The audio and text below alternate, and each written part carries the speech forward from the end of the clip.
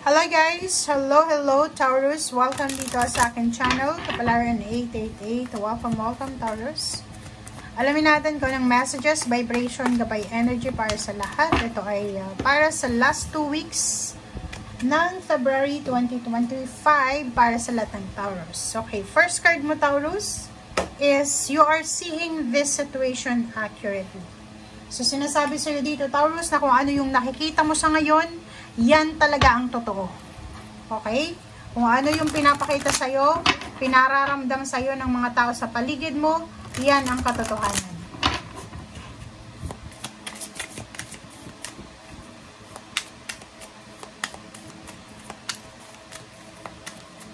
Okay.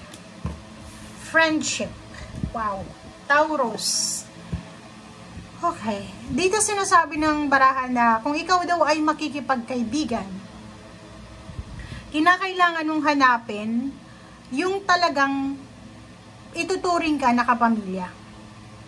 Surround yourself with positive people. Kailangan mong paligiran, kailangan mong makipag-associate lang sa mga positibong tao. And spend time or spend more time socialization. So, para to sa mga Taurus na medyo aloof, medyo hindi kayo sanay sa pakikipagkaibigan, hindi kayo sanay ng pakikipag-party, or kahit imbitado kayo, hindi kayo sumasami or sumasali kasi natatakot kayo.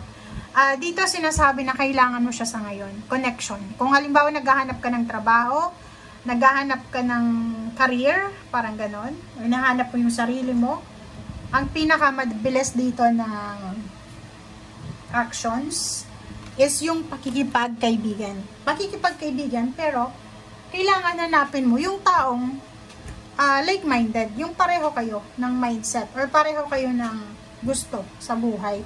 Hindi yung bad influence sa'yo. Diba?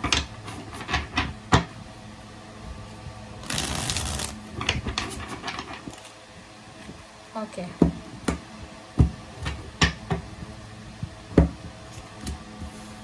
Okay, Death card. And Three of Pentacles. Wow. So, ang nakikita ko sir dito, Taurus, may mga problema kayo sa pera dati. Yung nahihirapan kayong i-manage yung pera, or nahihirapan kayong yung pera palaging palabas siya. 'Di ba? Kahit kumikita ka ng pera, hindi ka talaga nakakapag-ipon. Or sobrang napakahirap balansehin yung pera. But dito sa last 2 weeks of February na to, yung problema mong yan sa pagbabalanse sa pera ay posibleng matapos na. Siguro, halimbawa, for the last 2 weeks, hirap kang mag-balance ng pera, mag-manage kasi wala kang trabaho. Pwedeng naubos na yung ipon mo. But this next 2 weeks, sinasabi ng barahan na tapos na yan mga problema niyo mo sa pagbabalance kasi parating na yung balanse sa buhay mo. Sa usaping pera. O, diba? Sa usaping relationship naman, posibleng may pansamantalang cool off, may pansamantalang paghihiwalay ng magkarelasyon, pansamantalang pag-aaway, parang ganun. So, pwedeng yung isa, pwedeng kung in a relationship ka Taurus, pwedeng yung karelasyon mo ay mag-alsabalutan, kasi nasaktan siya, or nakasakit siya, pwedeng umuwi siya sa magulang niya, parang ganun. Nakikita ko rin sa'yo dito, if you're experiencing loss or heartaches, pain, as much as possible, kailangan mo na lang sigurong i-abandon yung situation. Huwag mo nang patulan yung situation. Halimbawa, may mga tao talaga na tinitrigger ka, iwasan mo na lang kaysa patulan mo sila. Okay? Knight of Wands and Knight of Pentacles. So, good news to para sa lahat ng Taurus. Congratulations talaga. Kaya pala sinasabi ng Death card and Two of Pentacles na tapos na yung mga financial problems kasi may good news dito eh. Isang exciting news, isang motivating news ang posibleng darating sa'yo. Posibleng makatanggap ka ng text, call, chat, email, na tanggap ka na sa trabaho and kailangan mo nang magsimula. Kailangan mo mag-training or kailangan mo nang pa-medical. Parang ganun. So, comment down below if you resonated. Kasi itong Knight of Wands is napaka-excited ka. Excited ka kasi ito yung pinagpipray mo, minamanifest mo. So, yung 8 of Pentacles, nakikita ko na talagang matatapos na yung problema mo sa pera. Kasi dumating na yung tamang panahon para sa'yo. Okay? And 9 of Pentacles, diba, oh? Kung makikita mo dito, sinasabi sa'yo na isa sa mga financial wishes mo, ang posibleng mangyari or ibigay sa'yo ng universe na pwedeng magdala sa'yo ng sobra-sobrang happiness and balance sa emotion. Or posible, mag-partner to, mag-asawa, mag-boyfriend, mag-girlfriend, mag-nanay, kung ano man ang binagpipray nyo sa usaping financial, ay posibleng makuha nyo pareho. So, it's an accomplishment and then satisfaction, completion ng dalawang tao na nagmamahalan. Okay?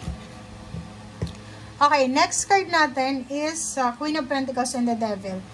Kaso lang, nakikita ko sir dito, financially, sinasabi dyan sa'yo na mahahawakan mo yung financial na to. Halimbawa, may talagang nakalaan sa'yo, may nakadestiny talaga sa'yo na trabaho, na financial raise, financial blessing. But the problem is may the devil dito. So, ibig sabihin, it's either Capricorn yung karelasyon mo, or it's either sino man to na Capricorn energy na to. Siya yung posibleng magiging hindrance, siya yung posibleng magiging problema para maabot mo tong pangarap mo. Paulit-ulit yung message mo na to. Oh, 'di ba? Zero the Fool. Sinasabi diyan sa'yo dito na Taurus, huwag kang matatakot na magsimula ulit. Ang nakikita ko sir dito, you're in a relationship with, parang toxic siya. Masyado siyang toxic. Silosa siguro.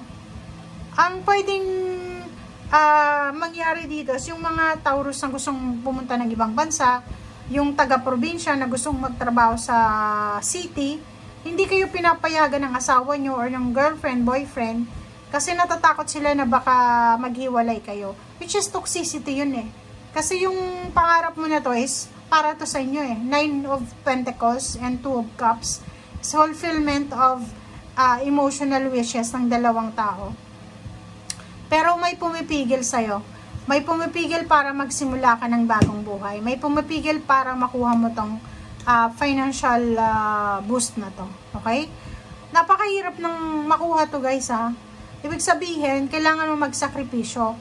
Pero, yun lang yung nakikita natin dito. Pero ha, eto lang ha, unsolicited lang to na sasabihin ko. You are seeing the situation accurately eh. Diba? So, kung ano daw yung nakikita mo, yun. Kung etong karelasyon mo na to, hinahadlangan niya yung success mo, yun talaga yung nakikita mo sa ngayon. Kahit mag-asawa na kayo, ganun pa rin yung mangyayari. Which is, kailangan mo ng new beginnings. Okay? So, thank you guys. Bye!